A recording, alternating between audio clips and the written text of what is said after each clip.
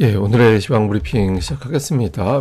관세 이슈 때문에 아시아 증시가 전체적으로 다 빠지는 그런 모습을 보였고, 특히 이제 공매도도 시작됐잖아요. 근데 관련된 종목군들이 또 크게 빠지면서 타이밍이 상당히 좀 안 좋은 그런 상황이 되고 말았습니다. 외국인들이 많이 팔면서 시장 하락을 주도를 했고, 그런데 선물 매도 여력이 또 많이 줄어들었거든요. 그러니까 이번 주 중반 이후에 어떤 시장의 변화가 생기는지 이것도 중요한 변수로 챙겨봐야 될 것 같습니다. 우선 관세의 걱정이 제일 컸어요. 그러니까 트럼프가 4월 2일부터 상호 관세를 부과할 것이다라는 의지를 확인을 했고, 또 일부는 더 강력하게 푸시할 것 같다, 뭐 이런 내용들이 보도가 됐잖아요. 그래서 좀 유연성, 뭐 이런 것들, 관대함 이런 것들이 나오지 않을까라는 기대감을 완전히 꺾어버렸고, 그리고 또 주요 IB들, 그러니까 뭐 투자은행이나 이런 곳에서 경기가 나빠질 것 같다, 그리고 침체 가능성이 높아졌다. 뭐 여전히 침체 가능성이 50 이하긴 하지만 어쨌든 이런 용어 나오는 것 자체가 수출 많이 하는 국가들에게는 좋은 거 아니잖아요. 예, 그리고 타이밍상 또 이때 하필이면 공매도가 시작이 돼서 공매도 이제 후보로 불각이 됐던 종목군들 중심으로 또 낙폭이 크게 만들어지는 뭐 그런 상황이 또 수급에서는 이루어졌고, 또 외국인들이 워낙 많이 팔았습니다. 그래서 외국인들이 대량 매도하면서 전체적으로 시장을 끌어내리고, 여기에 공매도, 경제 걱정 이런 것들이 다 겹친 하루였던 것 같습니다. 근데 오늘 뭐 아시아 증시가 다 이랬어요. 차라리 우리는 그나마 좀 덜 빠진 거고, 일본이나 대만은 4% 빠졌어요. 그래서 한국, 대만, 일본 이렇게 미국에서 좀 무역 흑자 많이 본다라고 지적한 국가들 있잖아요. 그러니까 이런 것들 중심으로 매도가 좀 강하게 나오면서 시장을 좀 흔드는 이제 그런 상황이 만들어졌습니다. 뭐 뉴스들 보면 아무래도 관세 이야기 많이 합니다. 골드만삭스에서는 관세 리스크 때문에 경기가 나빠져서 연준이 금리 3번 내릴 것 같다. 이게 지금 금리 때문에 시장에서는 뭐 올리는 만에 그것 때문에 한동안 집중을 했었는데, 물가가 잡혀서가 아니라 경기가 나빠진다는 의미가 되는 거잖아요. 예, 그런 걱정을 하고 있는 거고, 또 여기저기서 경기 침체에 대한 걱정 이런 것들이 나오고 있습니다. 이런 가운데 이제 트럼프 대통령이 모든 국가들에 대해서 상호 관세를 부과할 거다. 그래서 뭐 일부에서는 좀 유연하게 대응할 거다, 이런 뉴스가 나오긴 했는데 일축해 버렸죠. 근데 저게 한편으로 보면은 그 국가별로 경쟁력, 가격 경쟁력이 뭐 이렇게 부각되고 그런 게 아닌 거잖아요. 그러니까 이게 다 같이 관세 부과하면은 가격 경쟁 면에서 보면 똑같은 거라서 저게 나쁜 건가 뭐 이렇게 싶기도 하고, 그런데 어쨌든 당장은 이제 관세에 대한 어떤 공포, 이에 따라서 매출이 줄어들게 될 것이고 실적 줄어들게 되면서 또 해고자 늘어나게 되고, 그렇게 되면 경기 나빠진다 뭐 이런 쪽으로만 주로 집중이 됐던 것 같고, 그리고 또 트럼프가 더 세게 나가라고 압박했다라는, 저는 제가 보기엔 언론 플레이라고 생각하는데, 어쨌든 그런 코멘트까지 막 나오다 보니까 아무래도 좀 걱정이 됐던 것 같습니다. 근데 이런 가운데 우리나라 공매도가 시작이 됐잖아요. 그래서 우리나라 공매도 시작된 게 또 블룸버그에서는 중요한 증시 뉴스로 또 다뤄지더라고요. 그래서 뭐 이게 뉴스를 제가 요약한 거예요. 그러니까 블룸버그 기사를 좀 요약한 건데, 공매도 대상으로 추정되던 전기차 관련된 종목군들 낙폭이 컸다. 그리고 이제 JP모건에서는 미증시가 지난 주말에 하락하고 관세 때문에 낙폭이 커진 거고, 공매도 재개가 뭐 부정적으로 오늘 영향 준 것 같지는 않다, 이런 주장을 했고요. 근데 뭐 좋게 보는 쪽에서는 이제 증시의 유동성이 증가된다, 그러니까 거래가 활성화되기 때문에 매매하기 좋아진다라는 점, 그리고 한국이 선진국 지수 편입될 가능성이 높아졌다, 이런 것들을 이야기하긴 했는데, 그렇다고 뭐 외국인이 당장 들어온 건 아니다. 그러니까 올해 한국 증시가 랠리가 있었음에도 불구하고 외국인들이 아직까지 동참을 안 하고 있는 거 아니냐. 그러니까 여러 가지 어떤 변수 때문에 아직까지 외국인들이 동참을 안 하고 있어서 뭐 단기적으로는 긍정적인 효과는 없을 것 같고, 다만 뭐 궁극적으로는 외국인들이 좀 참여하기 좋은 어떤 유동성이 만들어지고, 또 소형주들, 거래 없던 소형주들의 유동성이 증가되는 계기가 되지 않을까. 그래서 단기로는 별거 없을 것 같은데 길게 보면 효과 있을 것 같은데, 뭐 이런 식으로 기대를 한다, 이런 보도들이 있었습니다. 근데 어쨌든 뭐 좋다 나쁘다 떠나서 오늘부터 우리나라의 공매도가 시작이 됐다라는 점이 외신에서 좀 중요한 뉴스로 다뤄지기도 했던 것 같습니다. 근데 오늘 그 대차장구가 많았던 종목들 리스트거든요. 이게 대차장구율 증가, 시총 대비 대차장구율 증가 뭐 순서대로 나열한 건데, 뭐 낙폭이 컸죠. 그러니까 예를 들어서 뭐 유한양 HLB 정도가 3, 4%면은 되게 선방했다 싶을 정도로 낙폭이 컸고, 뭐 앱코프로 12%, 한미반도체 10% 이런 거는 뭐 나와서 뉴스상 안 좋은 게 있긴 했지만 저 정도 빠질 뉴스는 아니었거든요. 또 한미반도체 제품 가격 올린다라는 보도도 있었고, 근데 공매도가 실제로 나왔는지 아니면은 공매도를 걱정한 매도가 미리 나온 건지는 알 수는 없지만 어쨌든 공매도 이슈가 있었던 종목군들이 낙폭이 더 컸다라는 점도 오늘 시장이 좀 안 좋았던 것 같아요. 오늘 저 공매도 타이밍이.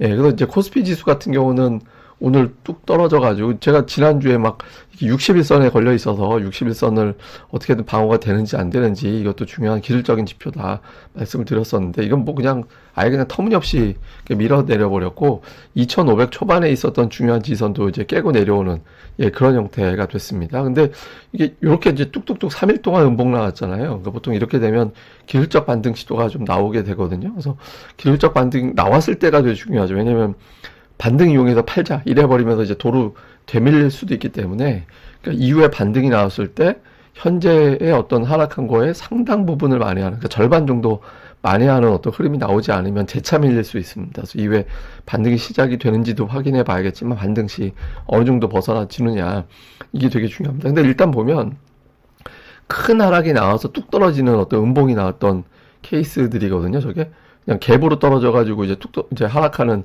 그런 케이스들인데 대체로 그때쯤 이제 반전이 나오긴 했거든요. 그래서 지금 이제 61선 아래에서 나왔던 것들이고, 그래서 변화가 생길지 봐야 될 거고, 다음에 코스닥은 결국에는 또 오전장에 어지간히 돌려놓을 수 있는 상황이 안 되다 보니까 제가 이제 계속 말씀드렸던 게 이게 오후 되면 그 신용 반대 매도가 나온 건 아니고 이제 이대로 두면 반대 매도 당할지도 몰라 이렇게 걱정하는 물량들이 반대 매도 하한가 주문 나가느니 내가 오늘 정리해야지. 그래서 뭐 신용이나 스탁론이나 뭐 등등 있잖아요.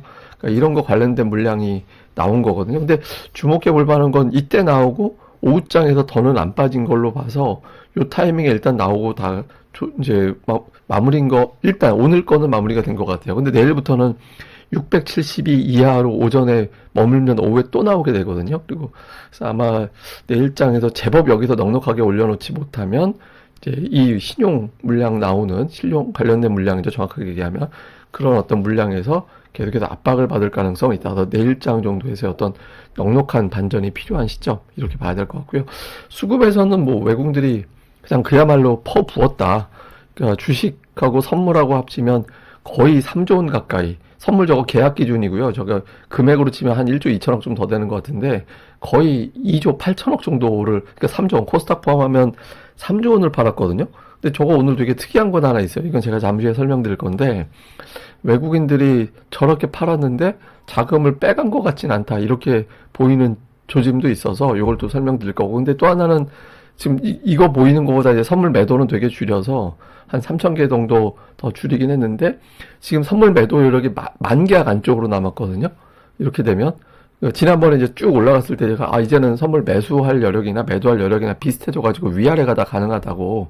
근데 지금은 선물 가지고 때릴 수 있는 거는 제가 보기에는 이거는 무슨 그러니까 정확하게 어떤 교과서적인 이론이 있는 건 아닌데 그냥 제가 이렇게 되던데? 라고 하는 거 정도로 생각하시면 될 것 같은데 선물로 칠 수 있는 건 2, 30포인트가 안 될 것 같아요. 지금 위치에서는. 그러니까 10,000포인트면은 최대치만 넉넉하게 보면 50포인트. 근데 일단 현재 기준으로 한 2, 30포인트 정도밖에 안 돼서 만약에 여기서 더 때리려면 삼성전자를 무식하게 밀고 내려가는 수밖에 없거든요. 근데 이제 지금 여기서부터 넉넉하게 봐도 만 계약이 안 남은 것 같아서 외국인 입장에서는 이제 더 때릴 수 있는 카드는 현물밖에 안 남아서 이제 내일장 이후부터의 어떤 좀 시장이 어떤 변화가 생길 가능성도 이제 조금씩은 염두에 둘 것 같고요. 종목은 뭐 오늘 반도체 엄청 팔았죠. 뭐 전차군단, 하이닉스, 삼성전자 이제 한미 반도체까지 합쳐버리면 6천억 원 정도가 반도체 쪽에 거의 집중이 됐고, 그 다음에 뭐 시가총액 상위가 순서 바꿔서 다 포진이 돼서 오늘 외국인들은 그냥 다 판 거예요. 시가총액 상위는 그냥 걸리면 다 판다 뭐 이런 느낌. 그러니까 매수 쪽의 시총 상위 종목이라고는 현대모비스밖에 없잖아요. 그래서 전반적으로 강하게 팔았고 기관은 또 반대로 금융투자 중심으로 매수가 들어왔기 때문에 시총 상위 종목이 또 매수 쪽에 많이 포진해 있는 그런 특성이 좀 있었죠. 그래서 기관은 비차익으로 사고 외국인들은 비차익으로 팔았다. 비차익이라는 건 여러 종목 한 방에 매매하는 거. 이제 그거 얘기하는 겁니다. 그다음에 코스닥 쪽에서는 외국인들이 코스피와 마찬가지로 그냥 다 바스켓으로 던졌다라고 표현해야 되죠. 그러니까 시가총액 상위 종목을 거의 다 대부분 이제 매도하는 걸 보였고, 그 다음에 매수 쪽에서는 이제 일부 제약주들, 그 외에는 그냥 종목별로 골라서만 선별적으로 가는 그런 모습을 보였고요. 그 다음에 기관 투자자들도 이제 그 제약바이오 관련된 종목군들을 상단에 좀 그 알테오젠 오늘 매수가 굉장히 강했거든요. 그래서 알테오젠이 전체 매수의 거의 뭐 35% 정도 차지하는 비중이었고, 그다음에 2차 전지, 그다음에 뭐 엔터 반도체 이런 것들은 이제 종목별로 사고 팔고가 좀 엇갈리는 예, 그런 형태를 보인 게 특징이었습니다. 자, 일단 그 관세 관련해서 그 미증시가 이렇게 빠지고 지금 공화당 지지자들 사이에서도 경제를 걱정하기 시작하는 목소리들이 나오고 있거든요. 근데 일단 트럼프가 20%뭐 25% 이렇게 얘기하는데 이 정도는 이미 어느 정도 시장에서는 인식을 하고 있는 거예요. 그리고 관세가 딱 되면 이제는 단계가 협상으로 바뀌게 되죠. 예, 관세 부과한다라는 건 알고 있기 때문에 그 다음부터 협상을 통해서 깎아주겠다라는 거니까 협상의 단계로 넘어가게 될 건데, 당장 이제 그 단계가 뉴스가 나올 거냐 이게 되게 중요하고, 그 다음에 이제 빅테크의 움직임들, 뭐 엔비디아가 아직 저점을 못 잡고 있다든가, 애플이 원래는 이럴 때 방어주 역할을 해야 되는데 그러지 못한든가, 그러니까 이게 이제 대피소 역할을 할지 이탈하는 종목이 또 나오게 될지, 그러니까 빅테크가 버텨주는 역할을 해줘야 시장에 그래도 돈이 있구나라고 생각을 하게 되거든요. 그래서 이런 것들. 다음에 이제 우리 증시는 뭐 딱 200포인트는 아니지만 거의 200포인트 가까이 코스피가 급락했잖아요. 그래서 지금 3일 연속해서 몸통이 아주 긴 이제 음봉이 나온 상태고, 기술적 반등 시도가 나올 가능성은 좀 높아졌다고 보는데, 근데 반등할 때가 되게 중요해요. 그러니까 반등 이용해서 그냥 나가야지라고 해서 그 반등이 오전에 끝나고 그냥 쭉 빠지는 경우가 생기고, 또 아니면 그냥 정말 제대로 들어오려면 이제 그 이틀 이내, 가급적이면 화요일, 늦어도 수요일 이내 아주 급등이 나오는 그런 형태가 나와줘야 이 구간이 저점을 쳤다 이렇게 이제 평가가 될 수 있거든요. 그래서 이제 하루 이틀 안에 급반등이 나와야 된다. 그리고 급반등 나오는 과정에서 윗꼬리가 아주 크게 달리지 않는, 그러니까 양봉, 순수 양봉 형태의 반등이 나오지 않으면 다음 주 만기 때까지 시장이 흔들릴 수도 있다. 이렇게 봐야 될 것 같고요. 그다음에 코스닥 신용이 제가 보기에는 지난주부터 좀 터지는 걸로 보여지거든요. 그러니까 반대매도, 오늘 아침에 반대매도 호가가 몇 개 보이긴 하더라고요. 근데 아마 그 다음 날부터는 동시가의 하한가로 찍히는, 그러니까 코스피 거래소 기준으로 하한가로 그 시간대 이제 하한가 찍히는 종목이 많을 거예요. 근데 이제 그런 종목군들이 이제 나오면서 점차 이제 종목들별로는 이제 바닥을 찾는 그런 과정들이 나올 수 있거든요. 그래서 근데 여기서 이제 중요한 건 신용 추이라는 게, 아까도 말씀드렸지만 전일 저점을 오전에 계속 유지하고 있으면 오후에 신용 물량이 계속 나와요. 그러니까 최대한 벗어나는지 여부가 되게 중요한 그런 상황으로 봐야 될 것 같습니다. 근데 오늘 되게 특이하게 본 건, 그 지수는 뭐 오늘 빠진 건 어쩔 수 없는데, 근데 지수 급락한 거에 비해서 환율이 되게 멀쩡했던 것 같아요. 그러니까 일단 2월 3일 날 보면 그때 코스피가 2.5% 빠졌거든요. 그리고 외국인들 8,700억 팔았는데 환율 0.6% 정도 올랐거든요. 그러니까 외국인이 많이 팔면 그 돈을 환전을 해서 달러로 바꿔서 외국으로 빠져나가면 환율이 올라간다. 이론적으로 그런 거잖아요. 실제로는 어떤지 알 수는 없죠. 근데 이론적으로 그런 거거든요. 그래서 환율 0.5%면은 제법 올랐네. 보통 환율이 0.5% 많이 올랐다고 그러고 1% 넘어가면 폭등했다고 그러거든요. 일단 2월 3일 그랬고, 그 다음에 2월 28일 같은 경우는 코스피가 3.4% 빠진 날인데, 그때 외국인들이 1조 5천억 팔았거든요. 환율이 1% 올랐어요. 되게 많이 올라갔죠. 그리고 3월 11일에 코스피가 1.3% 빠졌는데 외국인들이 그때 1조 5천억 팔았거든요. 근데 환율이 안 빠졌어요. 0.01% 마이너스인가? 아니, 안 올랐어요. 예, 그러고 나서 이제 그날 다음날 바로 급반등 나왔거든요. 그리고 오늘 같은 경우 지수가 3% 빠졌는데, 그리고 외국인들이 1조 5천억, 올해 외국인들이 1조 5천억을 특이하게 좋아해요.